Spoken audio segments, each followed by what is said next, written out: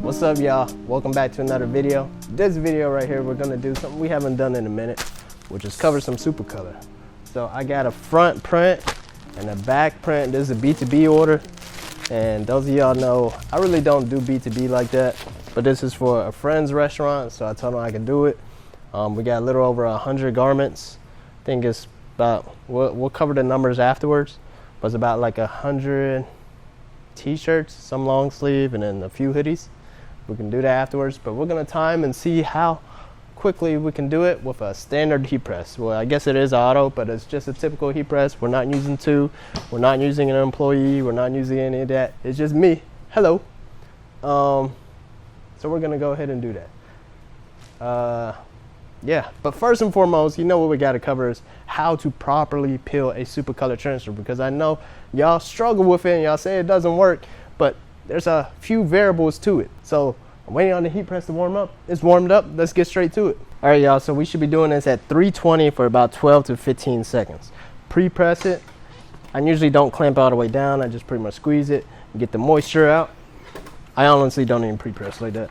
But now we put the transfer on. Once the transfer is on, the difference is make sure it's heavy pressure and make sure your temperature is accurate. If you have a lower, this is a Stahls Hottronics, so temperature is fairly accurate, but anything that's lower, you know, there's a lot of differences that makes the temperature inaccurate from the display to your actual platen, the humidity in the room, the actual temperature in the room. There's a lot of variables. So make sure you test out the temperature, try to make it higher, try to make it lower. Actually use a test strip, not just the actual laser gun, because a laser gun reflects, so temperature is not always fully accurate on a laser gun. But whenever you press it down, the time between the heat press comes up and the time you pull it is what makes a difference. If the heat press comes up after you pressed it and you wait too long and you try to peel it, it's not gonna work. All right, so as soon as the heat press comes up, we want to peel it. See, as you can see, I peeled it straight off and it's on there. As soon as the heat press came off, peeled it. And you're supposed to do low and tight, right? So it's pretty much like whenever you peel it, it's like that. But more important to me is snatching it off as soon as it comes up. All right, so this Stahls Hottronics, you have a 2 time point. The first time is set at 12 seconds, and then I can set a second time for 3 seconds, so I give it a second press just to make sure it's 100% locked into the garment. So this second press is only 3 seconds. All right, and here we have it. As you can see, I did mess up a little bit. Oh no, I didn't. I thought I did. Even this fine detail right here, it just looks like that. This part of the dragon, I thought I messed up. But I do want to show y'all something when it comes to fine detail. All right, so I have another shirt loaded. If you can thread it, go ahead and thread it with your heat press. Not every heat press is threadable, but if you can, go ahead and do it. I'm gonna go ahead and give this a quick pre-press. As you can see right here, this design right here, the actual design is very small, right? It still gets on there, but as soon as I peel it up, sometimes it lifts up. As soon as it lifts up, I use my hand to push it back down. It's gonna be kind of hard to catch, but most of the time it happens right here at this little letter. All right, so let's go ahead and give it a shot.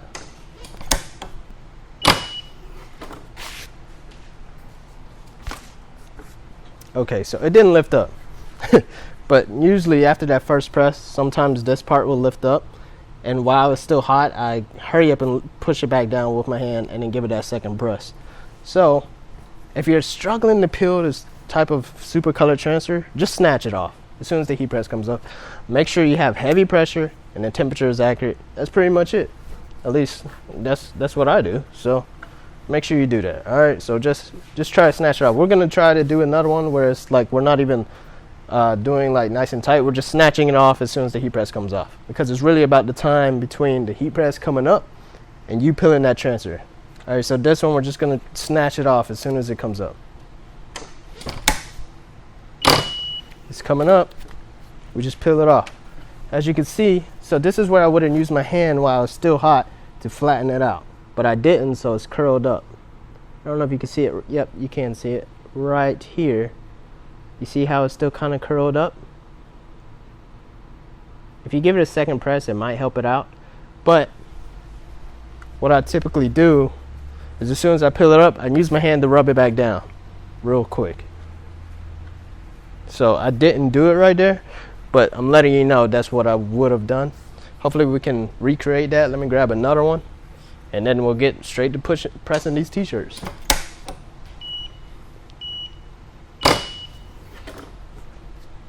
I still flatten it out with the second press, but let's grab another one. All right, here we go. Hopefully we have the same issue. We're gonna go right here. The corner might not be as hot, so we might have some issues.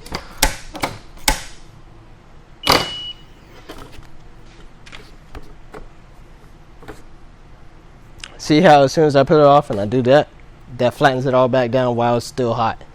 So while it's still hot, that's when the transfer itself still in that state where it's still trying to adhere to something. I don't know the terms, guys, but yeah, that's what I do. All right, so now we're gonna start pressing t-shirts. So hopefully that helped in how to press the Supacolor transfer. But now we're about to do these 100 shirts and see how long it takes. All right, so I haven't timed it yet, and my battery is definitely not gonna last that long. But I went ahead and did 2 shirts just so I could show it to y'all. So here you have 2 long sleeves. This is a next level long sleeve shirt as requested, front and back. And this is actually just a 3-color print. It was supposed to be a full color design, but we ended up just going with 3 colors. Could have sent it to one of my screen printing homies and all that, but we just went ahead and went through with it. I think it's gonna be cool. So we're gonna go ahead and run through it and see what happens. What time is it right now? Where's my phone? 2:58 p.m. And my setup is a little funny. I don't even know how to set it up right now because I really don't do, you know, bulk printing like that. But we have the tees over here, trash can right there, heat press right there, and then a little rolling cart right there. So let's see how this works.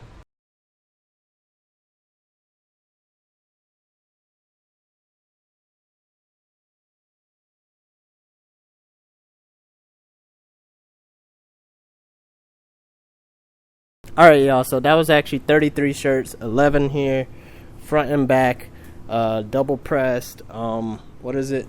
Like 10 seconds on one side and then an additional 2 to 3 seconds, and then flip it over, 10 seconds, 2, 3 seconds. The time is now 3:54. So what was that? Like close to an hour. We got 33 long sleeve shirts done front and back. That also included me like moving around, turning music on, getting a bottle of water, and texting here and there. Yeah, so I'm actually about to take a break. I might head back later on tonight to finish this up. If not, my cousin's gonna finish up tomorrow, and we also have like 70 Etsy orders to get out tomorrow, so that would be kind of cool if this is like a halfway vlog type of video. Other than that, 33 garments took about an hour. I used to have, actually I do still have, I had a Geo Night 16 by 20, the swing away. That one's actually at home in the basement, and I had the little swinging platen where I could do, you know, load one garment, press one garment, etc. But the bearings on it kept on breaking. I have like an older version, so doing an order like this, I see why it would be kind of nice to have the pneumatic Stahls Hottronics heat press with the compressor. So I may look into it if I keep on doing orders like this. This is why I don't really do B2B orders. But yeah. So I'll either see y'all later tonight or see y'all tomorrow.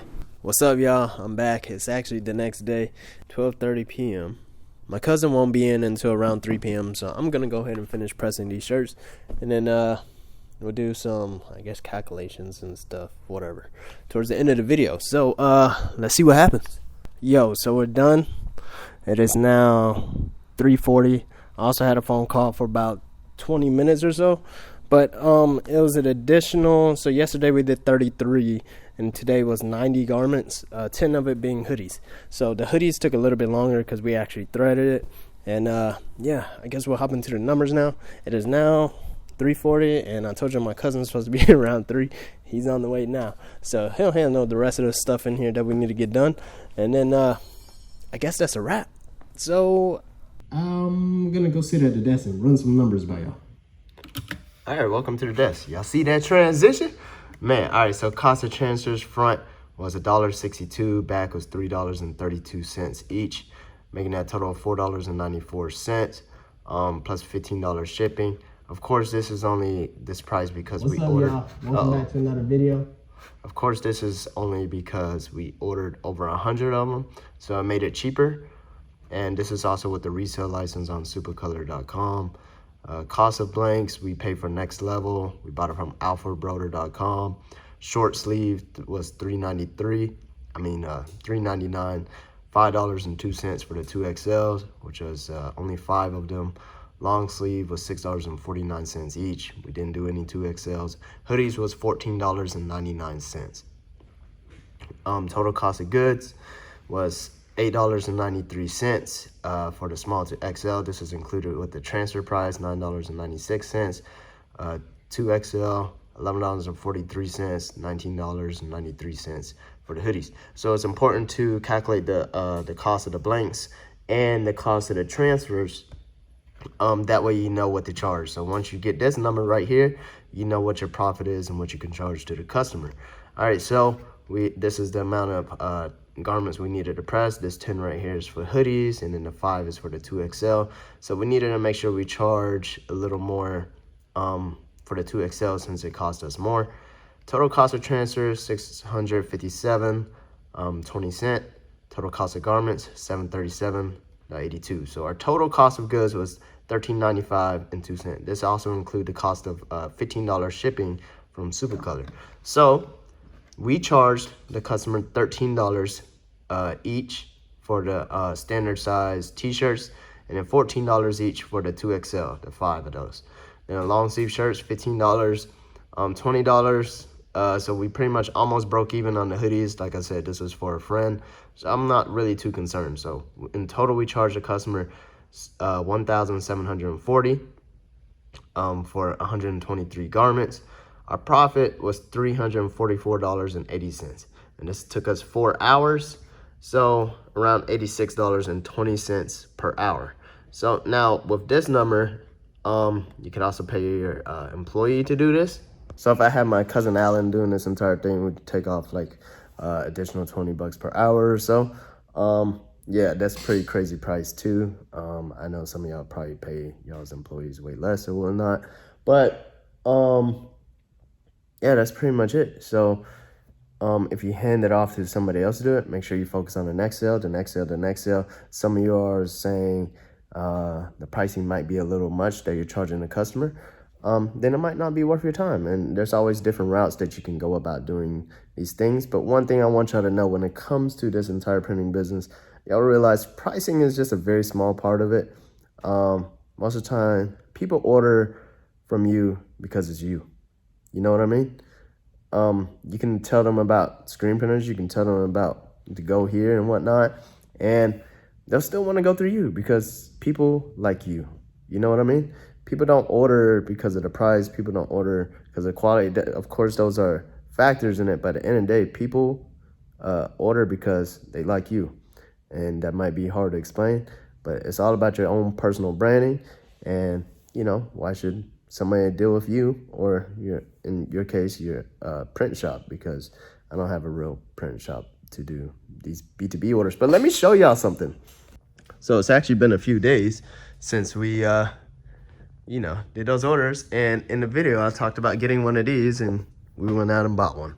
So I covered them on the channel before. Support Black colleges. They're moving their warehouse and they're getting rid of some stuff. So I bought this from them.